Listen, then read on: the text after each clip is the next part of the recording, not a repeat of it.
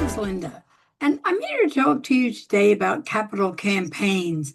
Now, I can tell you in my experience, I've worked on a lot of capital campaigns, and one of the factors that I think is probably the most important factor in a successful capital campaign. Yes, you need to have a good plan, you need to have a case for support.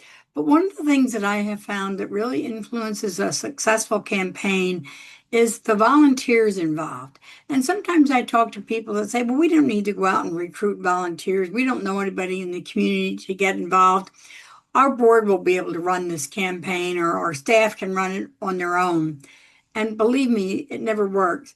I've worked on dozens of capital campaigns and raised over $100 million in my career working with organizations doing capital campaigns.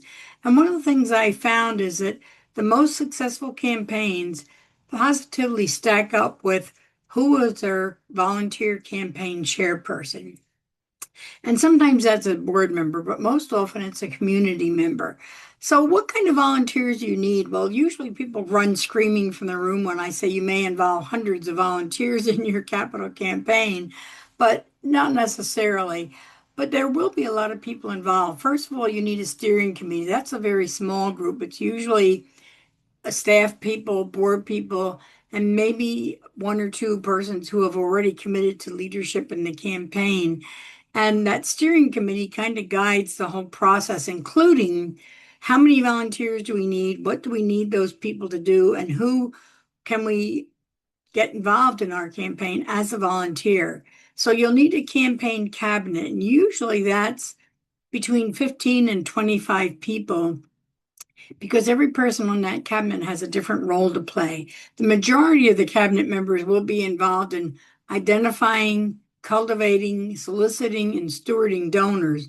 But there are other people in the campaign cabinet. You may need a public relations chair. Now, maybe you have a strong public relations department in your organization, and you might not need a public relations chair because you can handle that internally. But for small organizations, that's usually not the case.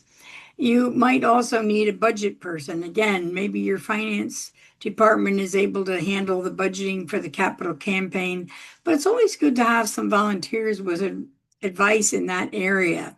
You'll need some people to do campaign events. And when I say events, those are not fundraising events, but you usually have some type of a kickoff event. It may be in conjunction with a groundbreaking if you're building a brand new building, or if you're not building a building, maybe you're doing renovations or expansion of a current existing facility.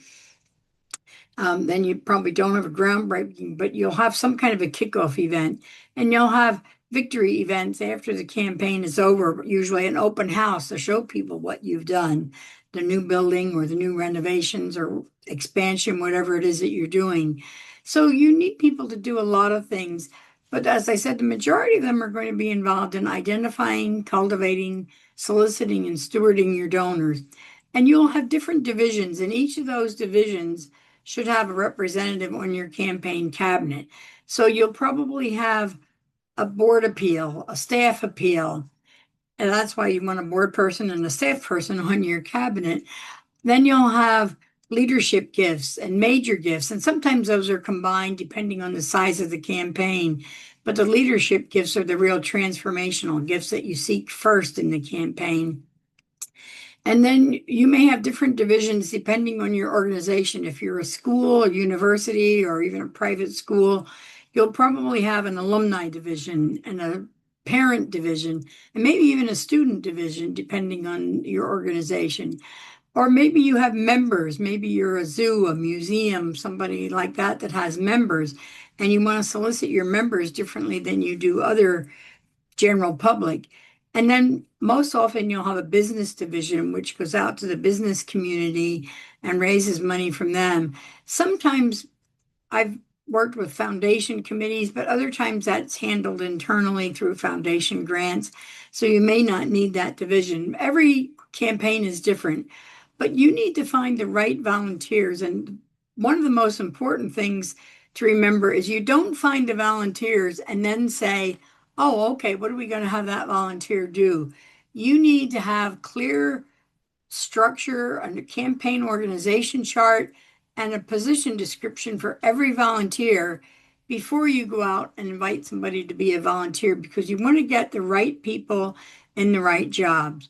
So, volunteers, as I said, can really make or break your campaign. So, I hope that you will pick up my book, Capital Campaigns in a Digital Age, because working with volunteers is something that can be done in person if you're a local organization. But if you're regional, national, international, probably a lot of these volunteers will be contacted and recruited and trained and kept up to date with your campaign progress virtually. So you need to think ahead of where your campaign volunteers are going to come from. Are they all going to be local? And some of the most successful groups that I've done, even though their campaigns are have a local focus, they have perhaps alumni all over the country and they have members all over the country, or they have businesses nationwide that might be interested in supporting their campaign. So pick up the book, Capital Campaigns in the Digital Age, and you'll hear all in there about how to deal with your volunteers on these national and international and regional levels. So I wish you much success if you're thinking of a campaign. Pick up the book and take my course on capital campaigns. Yes, you can do it. And trust me, you will be able to do it if you plan it right and if you have the right volunteers. So thanks so much. Bye for now.